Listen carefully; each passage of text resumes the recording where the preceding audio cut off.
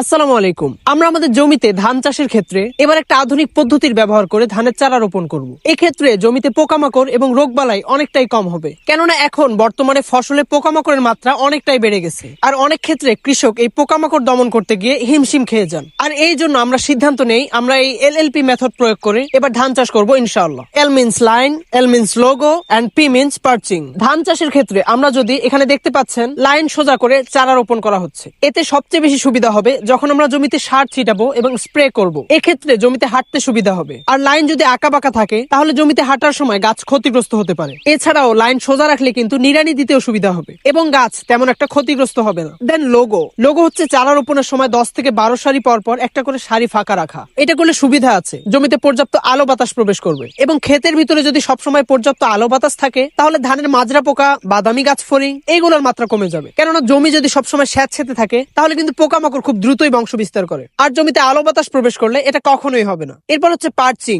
ধানের পোকামাকড় নিয়ন্ত্রণে এটা খুবই কার্যকরী একটা মেথড। এটা হচ্ছে জমির বিভিন্ন জায়গায় বাঁশের কুঞ্চি, গাছের ডাল এইগুলো পুঁতে দিলে এইগুলোর উপরে পাখি বসবে আর পাখি জমিতে থাকা পোকামাকড় খেয়ে জমির ক্ষতির মাত্রা অনেকটাই কমাই দিবে। আর যদি তাও না বুঝে থাকেন তাহলে আপনার নিকটস্থ উপজেলা কৃষি কর্মকর্তার সাথে পরামর্শ করলে আশা করছি বুঝে যাবেন।